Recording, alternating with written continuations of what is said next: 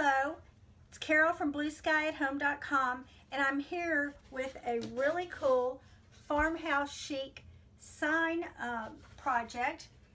I started it, and I'm going to walk you back through the beginning of it.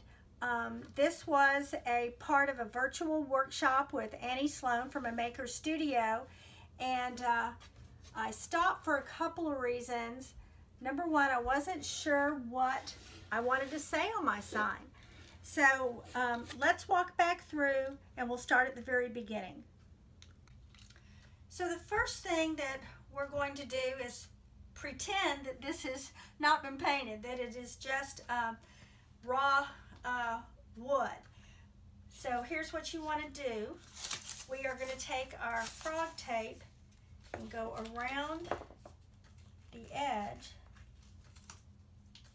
like this, and you just want to completely go around. And this was a cool little tip, is that to get your frog tape right up there, take the handle of your sponge brush and rub it right up there so that it's flush. So that's step one, excuse me. And then we're going to take our Rescue Restore paint,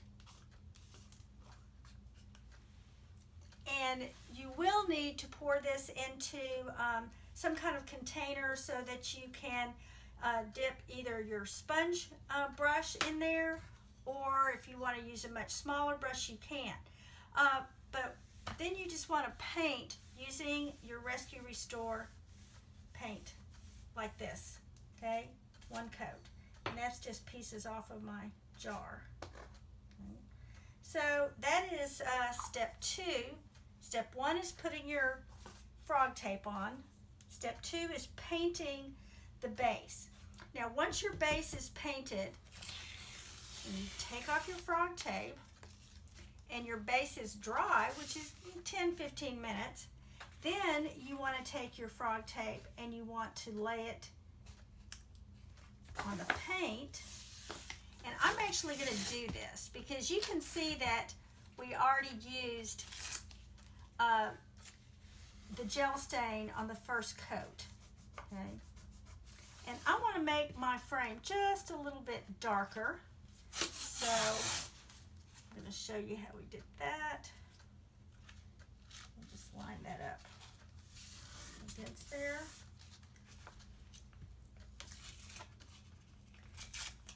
Tearing this off.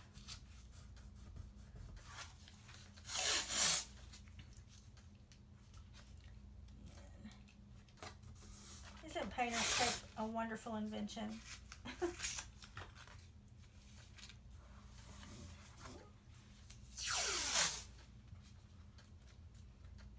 Right up there as close as I can.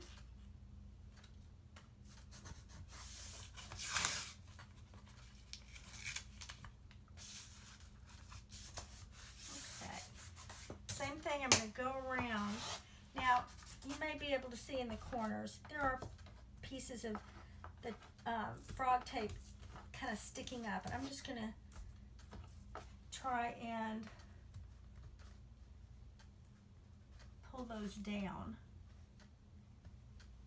Okay. So, this is our little sample of size of gel stain. The gel stain comes in a 16-ounce container, and to apply it, I'm going to use a lint-free rag, and you can see that that's how much I used the first go round. So I'm just going to use what's in the top of my can, and I'm going to go over this. I just want it a little bit darker.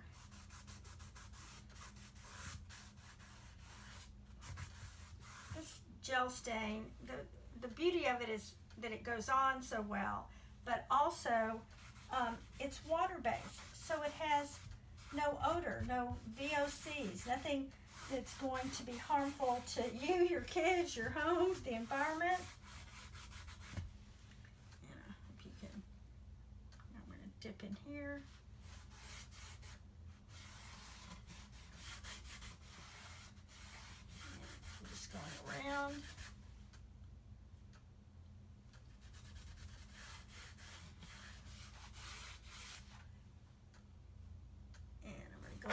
sides.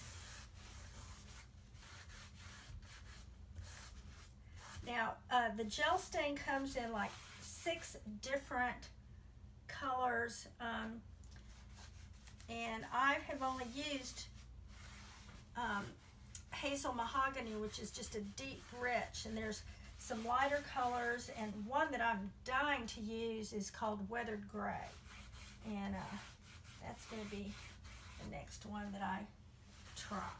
So I'm going to lift this up.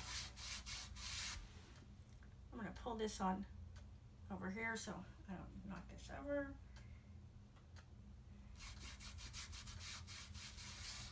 So you could have left, I could have left it lighter, and obviously that's the natural wood right there. That's okay. This isn't supposed to be slick. It's supposed to be kind of farmhouse rustic.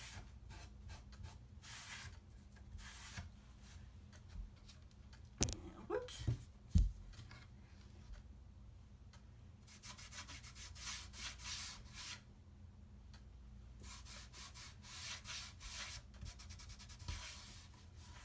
Okay, I think that will do it. I like the darker, but again, this is whatever you prefer. Okay. I'm just going to take my handy paper towel that I keep over. All right, so now we're going to remove our frog tape, painter's tape. And we've got a nice clean edge.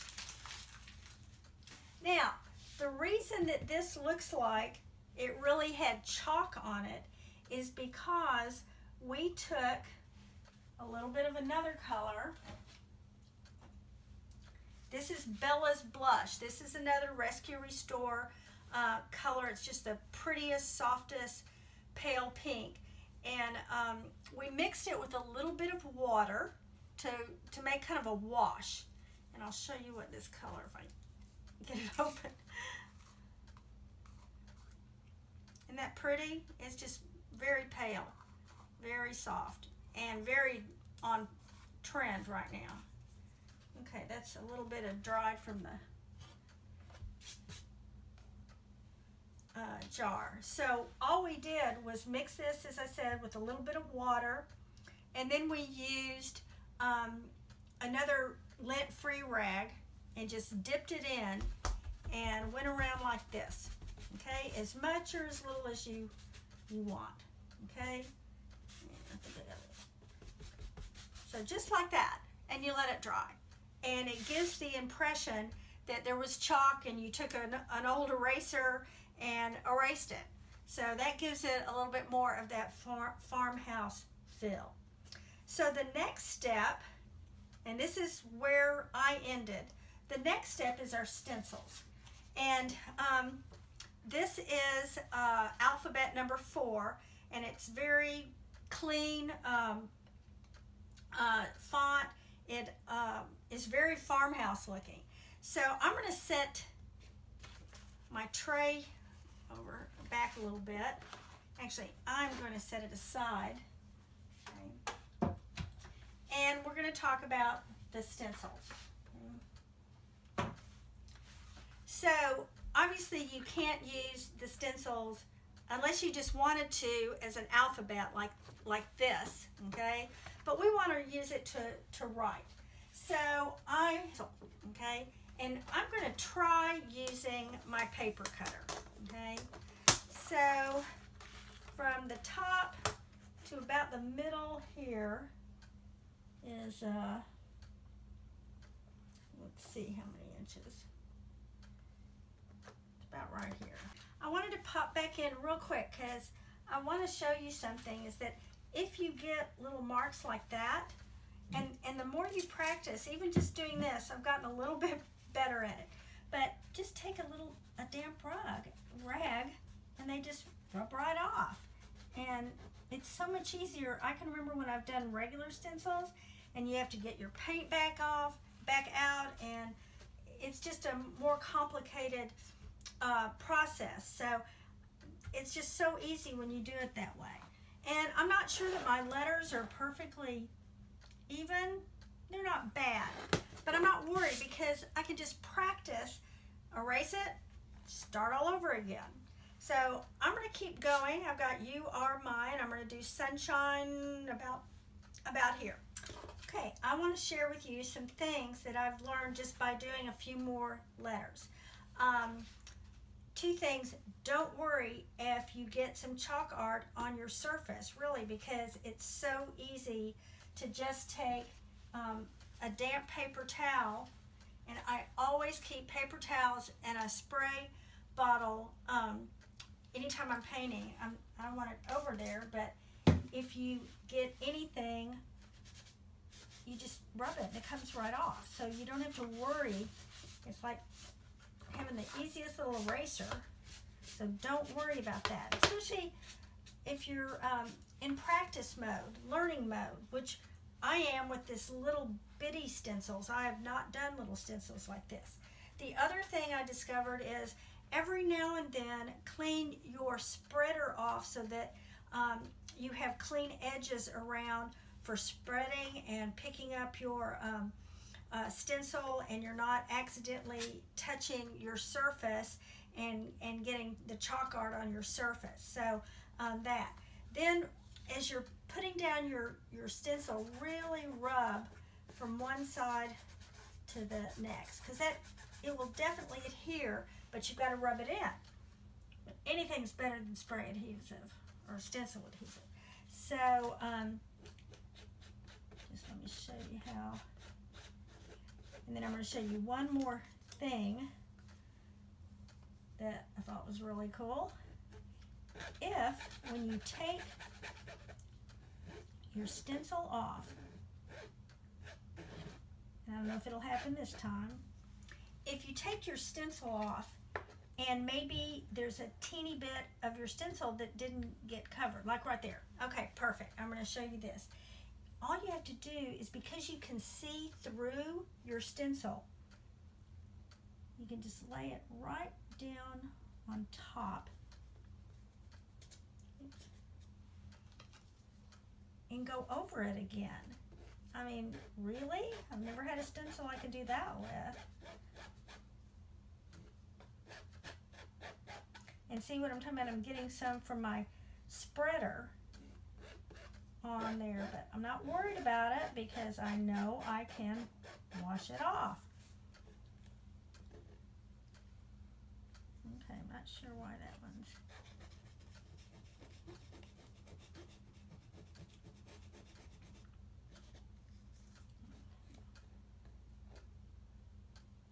Okay, there we go. So, again, I'm going to get a little water and just clean this off. Okay, I'll do a U, if I can find my U, and put it right here.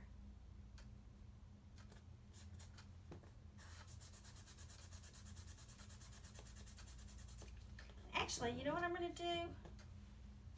I'm going to wash this off. So let me show you how easy it is. If you can see, I'm going to spray and just clean it off. Because I don't think you want to get your paint, your chalk art built up over the mesh, because it'll come through better. And just dry that off really well. Okay. And I'm going to stick this one right back down.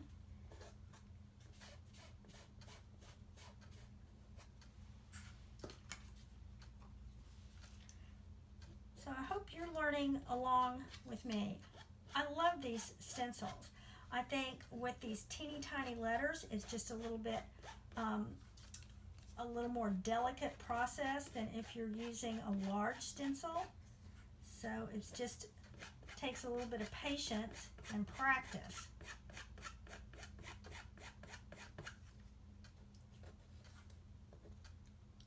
and slowly peel back. Ah, love that. Okay. All right. Let me do it. Another S. And we'll have the first letter. So I'm going to clean these. I think you'll get a better stencil result if you clean these off so that all the stencil can be seen. Not going to worry about that little thing right there right now.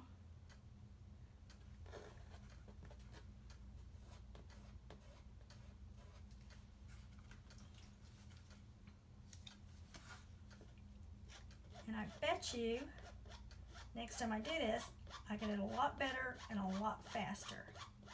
But I love learning about new ways to do things with new products, especially with they're better than the old ones. Okay. Yep. Got that, so just wash that off. Okay. Now, is that aligned? No. Is it perfect? No. Am I worried about it? No. Am I going to keep this? No. Okay? I'm considering this kind of a practice project, and I know that I will get better and better at applying these little letter stencils, and obviously when it's a large stencil, it's even easier because you aren't as concerned about keeping the chalk art on your little square or rectangle. So what am I going to do with this? I think I want to get rid of it. So I'm actually just going to take a little bit of my spray.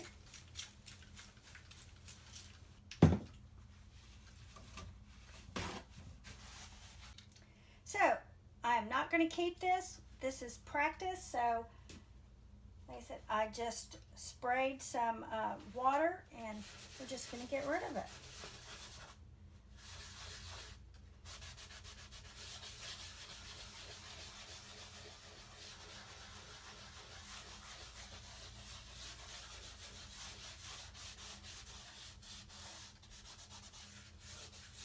So there we are.